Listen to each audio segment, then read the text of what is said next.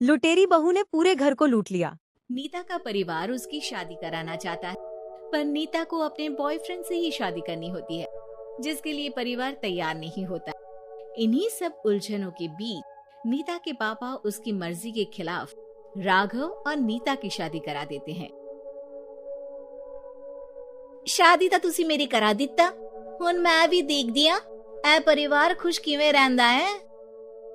अपने गुस्से के चलते नीता शादी के अगले ही दिन से परिवार में सबको उल्टे जवाब देना, किसी की कोई बात ना सुनना और अपने मन मुताबिक रहना शुरू कर देती है, जिससे घर में सबको दिक्कत होती है, लेकिन नीता को कोई कुछ नहीं बोलता। एक दिन सास नीता के पास आती है।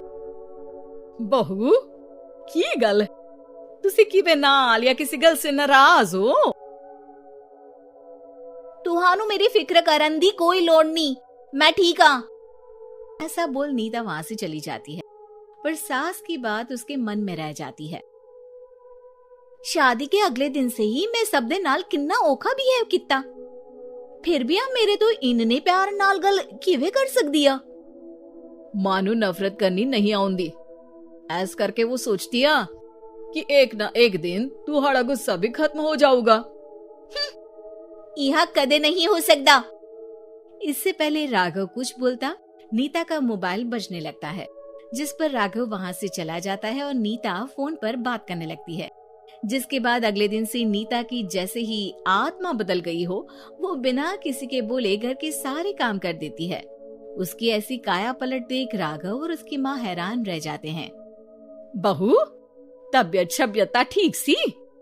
तबियत छड्डो मां, मैनू लगदा आ इसदा दिमाग हिल गया। ए तुसी दोनों की गल करी जांदे हो? मैं ठीक आ ते मेरा दिमाग भी।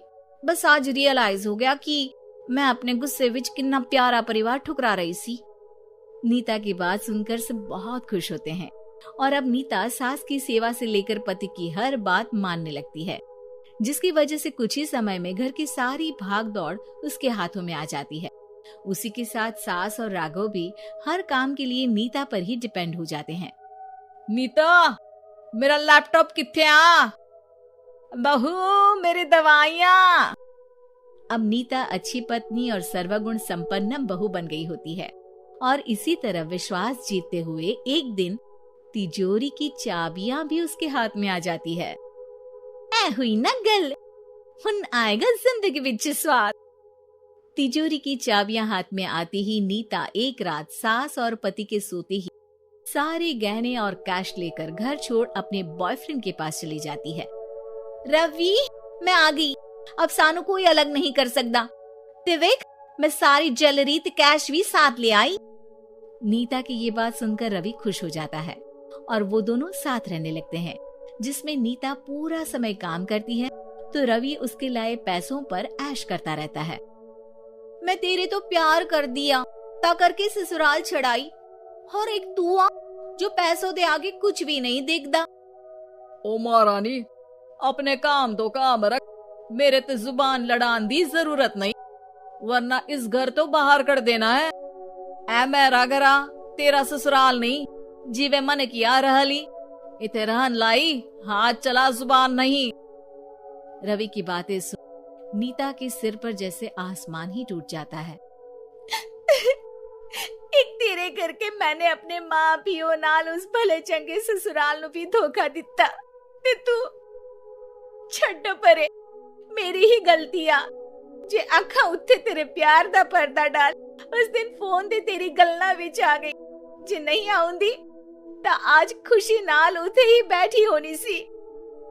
ए भाषण उन्ना दियो जिससे इसका फर्क पड़े, मेरे कॉल नौटंकी नहीं। रवि वहां से चला जाता है और नीता रोती पछताती वहीं बैठ जाती है। हाय रब्बा, ए मैं की कर दिता, उस घर विच भी वापस नहीं जा सकती। एक ता घर छोड़ा, नाल चोरी भी की, कोई मेहड़ माफ नहीं करूंगा। घर कैसे वापस जाए इसी डर से नीता रवि का घर छोड़ नहीं सकती। इसी तरह दिन बीतते हैं और उन्हीं के साथ हालात बद से बदतर होते जाते हैं। अब रवि पैसों और अपनी मनमानी के लिए नीता के साथ मारपीट भी शुरू कर देता है। जिससे परेशान होकर एक दिन नीता उसे छोड़ अपने ससुराल वापस आ जाती है, जिसे वहां देख राघव गुस्से से लाल हो जाता है। हूं नहीं थे की लेना या हमारी जिंदगी के साथ घर ता तू पहले ही बर्बाद कर गई सी। जान दिया, मेरी गलती माफी लायक नहीं।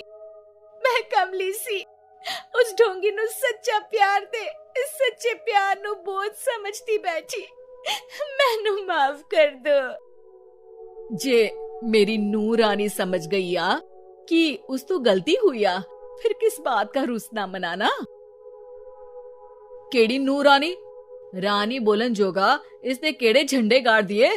मां याद कर, तेरे घर विच चोरी कर बहू ते पत्नी सब रिश्ते तोड़ भाग गई सी। और फिर की मानता रहिया, गलती हो गई सी। एक गलती ता रब भी माफ कर देता, ते तू और मैं ता सिर्फ इंसान ही आ। माफ कर दे। मैं बोल रही आ, ये दोबारा कदी कोई गलती नहीं करेगी। इसदा नहीं ता मेरा ही भरोसा कर ले। ठीक आ, जिवे तुहानू ठीक लगे, पर इसे बोल दे मेरे कोलो कोई उम्मीद ना रखे। तुसी जीवे कहोगे। अब सास हर रोज राघव को मनाने की कोई ना कोई नई तिकड़म बताकर नीता को उसके पास भेजती रहती है, जिससे कुछ समय बाद नीता का पछतावा और कोशिशें देखकर राघव भी उसे माफ कर देता है।